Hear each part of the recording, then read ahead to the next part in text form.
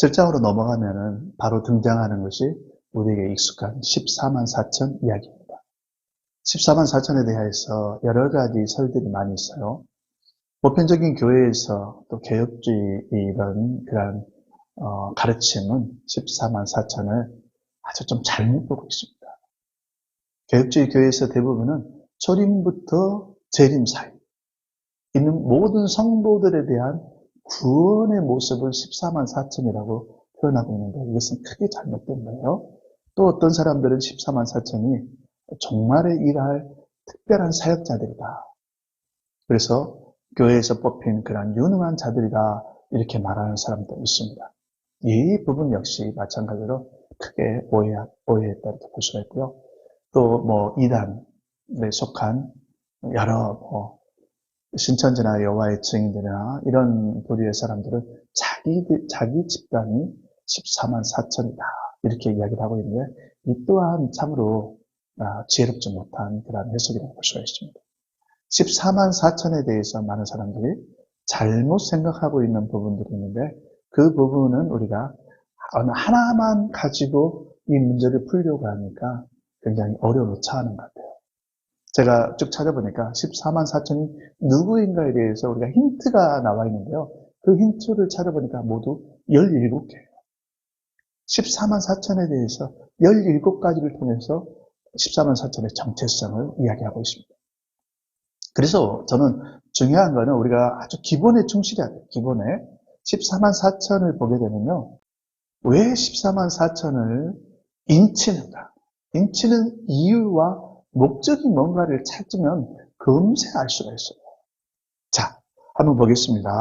14만 4천을 인치기 위해서 네 천사가 지금 딱 내 모퉁이에 서 있는데요. 이건 좀 쉽게 말하면 딱 내 모퉁이에 서 있다는 것은요.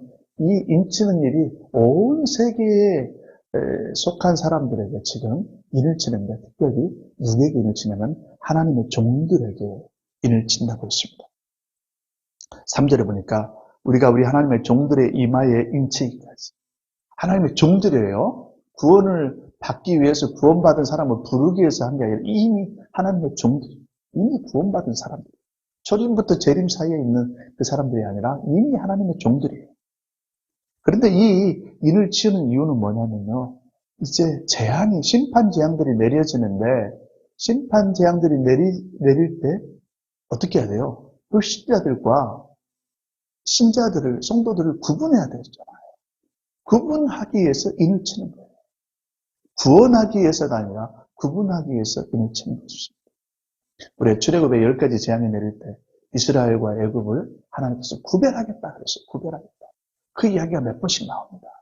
그리고 실제적으로도 모든 재앙들은 다 애굽 사람들이 거하는 곳에서 일어났지 고센 땅에는 전혀 그러한 재앙들이 없었어요. 그걸 알았으면 좋겠습니다. 그래서 인치는 이유는 성도와 불신자를 구별하기 위해서. 그리고 그 목적은 성도들을 일곱 나팔, 일곱 대접 재앙으로부터 보호하기 위해서 그런 목적을 가지고 인을 쳤다는 겁니다. 그러면 어떤 성도들은 이런 재난을 받고 어떤 성도들은 이런 재난을 받지 않는가? 그렇지 않죠. 애굽의 10가지 재앙이 내릴 때 애굽의 모든 사람들은 다 어떻게 됐어요? 애굽의 모든 사람들은 다 심판 재앙을 받았지만 이스라엘 백성은 한 사람도 심판 재앙을 받지 않았습니다. 자, 그래서 우리는 여기서 보니까 왜 그러면 12지파가 나왔을까?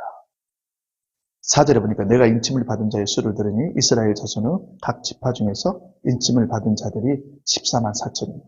그래서 쫙 12지파가 나오지요. 물론 지파가 좀 뒤죽박죽 또 단지파가 빠지고 또 요셉보다도 아들이 먼저 나오고 이런 식으로 이제 나와 있는데 왜 이런 그러한 12지파와 또 거기서 12,000명씩 이렇게 이야기를 했습니다.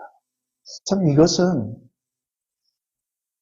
요한이 봤다면 사실은 이 문제는 간단하게 해결될 문제예요. 요한이 이것을 보면은 우리가 14만 4천 명이 많은 숫자인가요? 많은 숫자는 아니에요. 100만, 1000만 이러면 어마어마한 숫자지만은 10만 단위의 군중을 본다는 것은 그렇게 많지 않습니다. 넓은 땅에서 10만은 얼마 안 돼요.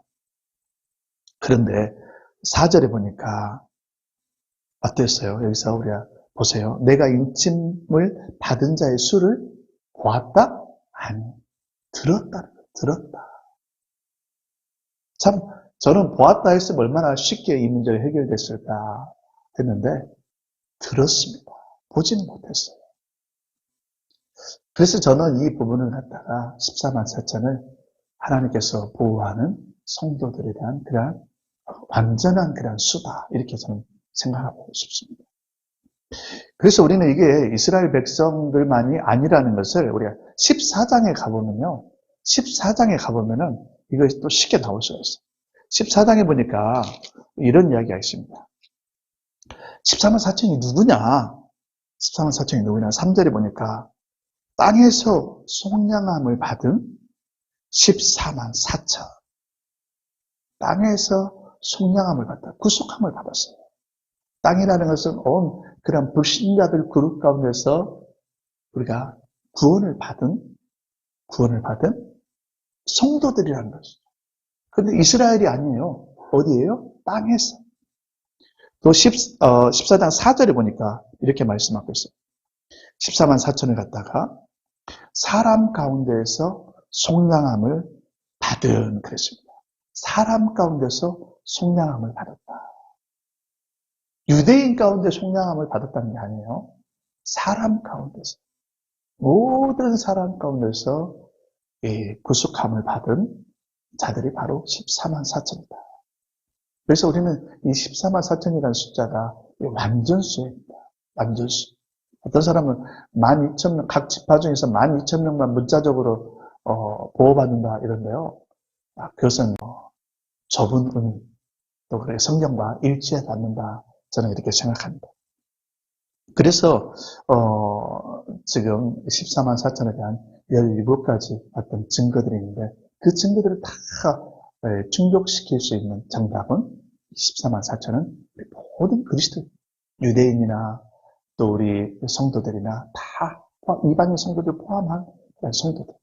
또 이 14만 4천은 또 우리가 정말의 복음을 전할 때 복음을 듣고 돌아오는 그런 사람도 계속해서 인침을 받는다. 이렇게 보면 틀림이 없습니다. 그 다음에 등장하는 한 무리들이 있는데 9절에 보니까 누구죠? 흰 옷 입은 수많은 무리들. 셀 수 없이 많은 수많은 무리들이 등장하죠. 이들이 등장하는데 이들 역시 누구예요? 사실은 성도들이죠. 그런데 이 성도들은 지금 어떤 상태에 놓여 있습니까? 이 성도들은 대환란을 통과하는 자들. 자, 우리 성도들은 주의 재림을 앞에 두고 두 가지 큰 특징이 있어요. 모든 성도가 다 대환란을 통과합니다. 물론 대환란을 통과하다가 순교를 당한 사람도 있고 또 그중에는 핍박 가운데서 살아서 주님을 맞이한 성도도 있어요. 그러면 왜 14만 4천이 등장한다는 거죠? 우리가 심판 재앙에서는 보호를 받지만은 대환란을 통과하면서 많은 박해를 받는 거예요. 이것을 두 가지 관점에서 묘사하고 있습니다. 우리 성도들의 큰 특징이죠. 우리 심판 재앙에서는 다 보호받아요. 요한계시록 3장 10절에 보니까 온 세상의 사람들 가운데 임할 때 우리를 시험을 면하게 해주겠다. 이 이야기가 심판 재앙이죠. 그러나 우리가 대환란을 통과하는데 그 이야기가 흰 옷 입은 자들의 이야기입니다. 그래서 우리는 이거 굉장히 쉬운 이야기예요. 사실은 14만 4천 흰 옷 입은 셀 수 없는 그 수많은 무리들 다 누구라는 거예요? 다 우리 그리스도, 다 우리 성도들이라고 볼 수가 있습니다. 그래서 우리는 대환란을 통과하는데 우리가 대환란을 통과하면서 얼마나 많은 핍박을 받습니까? 주님께서 오셔가지고 우리를 갖다가 우리 위에 장막을 치시고 우리를 더 이상 주님께서 멀어지지 않도록 붙잡아 주시고 우리가 늘 함께 하신다는 그것을 지금 이야기하고 있는데요. 그래서 부른 노래가 뭡니까? 10절에 구원하심이 보좌에 앉으신 우리 하나님과 어린 양에게 있다. 이 찬양 우리가 많이 불러요. 구원하심이 보좌에 앉으신 우리 하나님과 어린 양께 있도다. 이 찬양을 많이 부르는데 사실 이 찬양은 정말 우리가 극심한 환난을 겪은 사람들, 그 중에는 순교를 당한 수많은 사람들, 그리고 또 살아서 주님을 맞이하려면 엄청난 핍박 가운데서 정말 그 이리저리 도망다니고 먹지 못하고 정말 그 뜨거움에 노출되고 그런 모든 과정을 이긴 사람들이 지금 한 자리에서 불렀는데요. 어디 앞에서 부르고 있습니까? 보좌에 앉으신 우리 하나님과 어린 양 앞에서 부르고 있어요.